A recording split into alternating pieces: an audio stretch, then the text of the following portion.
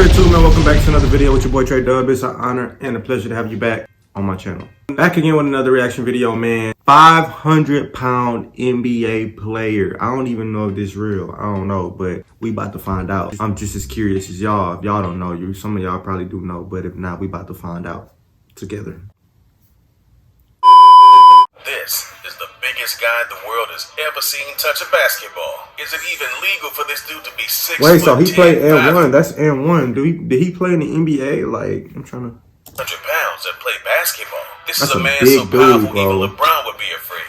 Moving around 6'8". the court like Steph, with handles like Iverson. To be honest, 6'8", I've never 500 seen pounds. anything like Troy And he got... ESCALADE Jackson. Bro, he got handles like a fucking point Well, you guard. probably never heard of Troy. You've definitely heard of his older brother, Mark Jackson, former NBA star and current NBA commentator. How is it at 6'1", Mark was That's his brother? Dang, that's crazy. I never to knew make that. it to the league, but not Troy. Well, I never And that's even knew just who the he first was question anyway, that but popped I into didn't my know head. that How this does someone dude even had a get to brother. 500 No, I'm pounds trying to- and then stay not just mobile, but be also incredibly athletic? How do you function in society being this big? Like, Well, what that's kind of different, bro, toilet does because this- honestly, when you put height compared to weight, you supposed to be, if you almost 7 foot tall, you probably supposed to be 500 pounds. But imagine if he was 5'6", 500 pounds. There's no way he'll move like that. You know what I'm saying? So, I don't know. It's probably just because he's tall as sit fuck. on. Troy ESCALADE Jackson is one of the most fascinating people in all of sports. I would not want to guard him. It's time we answer all If I got these crossed by a fat dude, bro, Troy was always Nah. a man destined for the NBA. I'm not getting Falling crushed by in no love with fat dude. basketball at around 10 years old. He practiced and played day and night at Rucker Park in Ah, Harlem. And while he bro. was just a chunky kid having fun playing ball, his brother He Mark dunks, bro. was well on his way to the NBA. In He fact, dunks. Troy was just 14 years old. Their family hit the lottery when Mark was drafted 18th in the 1987 NBA draft, completely changing Troy's life and the direction it was headed. Imagine being Okay, a so 14-year-old. basically what he said is, well, we gotta watch it, but if your brother wasn't Mark Jackson, then yeah, it probably would have been working at K Jackson. With a Kmart. brother in the NBA, how many Big Macs would you order? Because Troy started ordering a lot. At this point, Troy was already a pretty Bro, why he look like Lil Terrio? Why they got him looking like Lil Terrio, bro? Oh God. and the youngest of 6 siblings. But That's now Lil Terrio, the bro. NBA making millions. A lot of the motivation Troy They had messed up was for putting that gone. video of His Lil family Terrio like already that. made it, and he was practically set for life. So instead of focusing on getting in shape, preparing for the NBA, scouting out colleges, or even pestering his older brother for NBA advice, Troy decided he'd rather put Play on a street show ball. down at Rucker Park. And that's exactly what he did. That's a lot of people. Bro, who want to guard this man, bro? One little wouldn't have your ass Throughout flying. Troy's next 4 years of high school, he wasn't focused on making it to the NBA.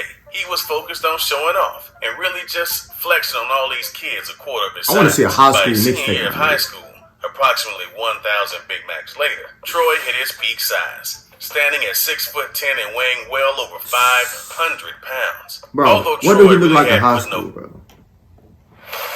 What'd you look like in high school, bro? I don't need no copyright or none of that. You know what I'm saying?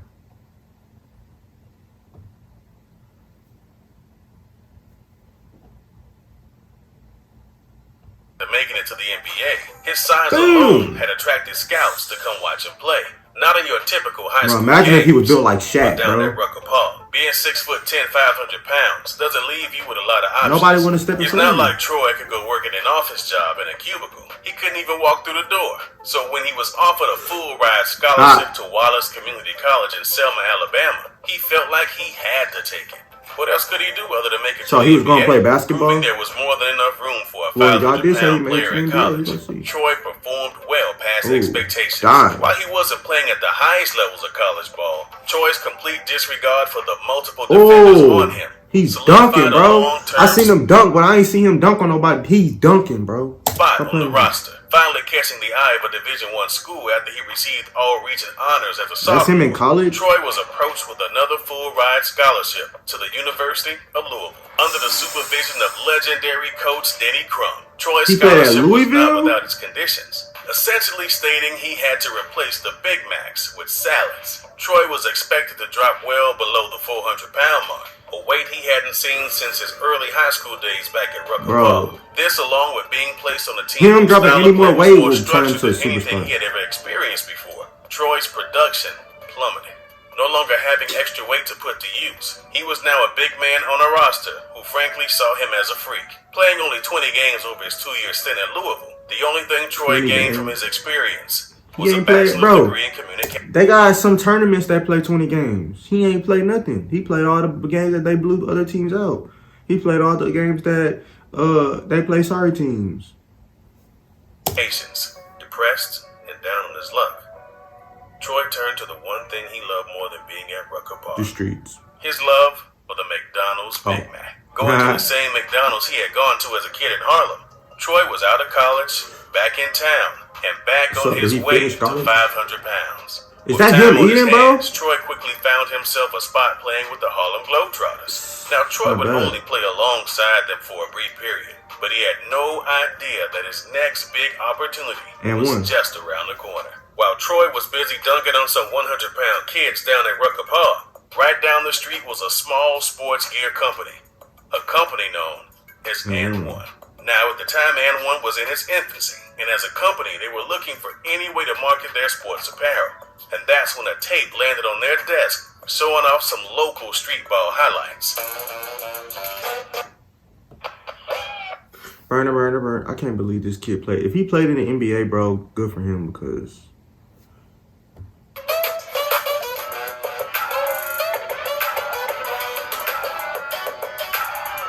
Bro, while he moves like he's fucking 200 pounds. Quickly realizing the unlimited potential. What if he had hops like that? What if he was like doing windmills and one became known across New York not for their appeal, but for their street ball tapes. Starting out as a gimmicky tape, And One Mixtape Volume 1 was given out if you bought $100 of apparel.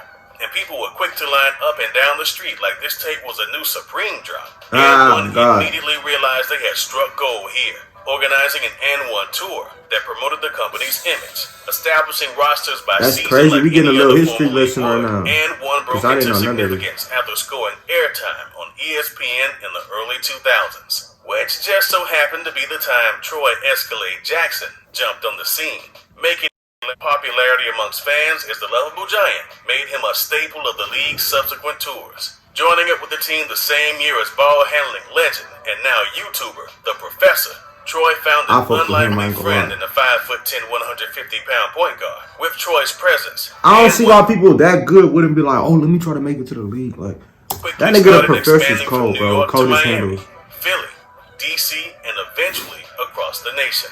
And One's success is almost exclusively owed to the 500-pound ball handling monster. And just like that, And One took the nation by storm, selling out arenas. Thousands of fans lined up eagerly to see just how ESCALADE can move up and down the court like a Ferrari, reaching an all-time peak in popularity in 2005. Troy had done the impossible when he and The Professor made the cover of Sports Illustrated.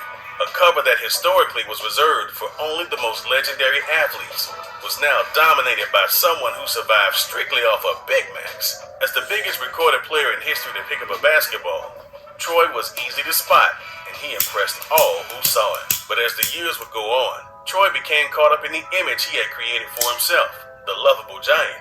I mean, just to put his popularity in perspective, this is a guy who was more well-known playing in a discount league than actual NBA players.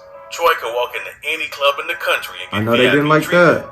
Literally, while guys playing for legit NBA teams would go unnoticed. His size, his ability, his personality all played a role in becoming the... They got too many ads.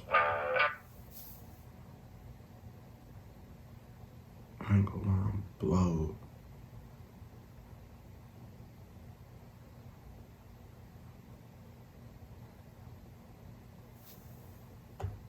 And everything that made him so great. Bro, did he make it to the league or not, bro?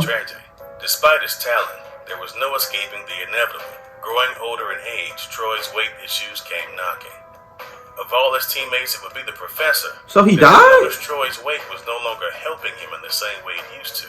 Instead, it was now slowing him down. Worried about how Troy's weight was affecting his performance and Bro. ability to Oh, he win got throughout the hung. season, Oh. the professor tried nudging Troy to a healthier lifestyle. Failing to keep the weight off that he would lose during the At least he summer, kinda, like, the professor played it went off to as his a brother joke. Mark for help. Having always known Troy as the biggest kid in town, Mark wasn't surprised, agreeing that Escalade was just always going to be Escalade. The two decided to just accept the fact that Troy just wasn't interested in losing weight. And how could he be? Troy's entire success story gravitated Off around him the being fact big. he was such a great baller at his weight, Yeah. doing things no one thought possible, placed in a position to double down and continue his career at his weight, or listen to his body at the risk of losing it all. Troy made the decision many of us would. After years of abuse, his body had finally reached a breaking point. In 2011, while in the middle of promoting an upcoming street ball tour, Troy unexpectedly died in his sleep at the age of 38, having just passed his He died in his physical to play sleep? with the Ball Up tour. Troy's death came as a huge surprise to everyone but himself. Diagnosed with hypertensive heart disease, Troy's inability to lose the weight when he needed to had come full circle. And just like that, the sports world lost one of its most fascinating characters, Dang, that's sad, bro. redefining RIP. what it meant to be a sports entertainer. Troy's impact on basketball is one that will never be forgotten. He was clearly a man with the connections, skill, drive, and talent to make it to the NBA and beyond. So he But at didn't the make end it of to the the day, NBA. Troy followed what he truly loved until the day he died, being the lovable giant. R.I.P. Troy Escalade Jackson, man. I'm mad that they clickbaited me and said you made it to the NBA, but you did your thing, bro. More noticeable than a lot of NBA players out there playing. So R.I.P. and hope you enjoyed the video, man. And I'll catch you in the next one.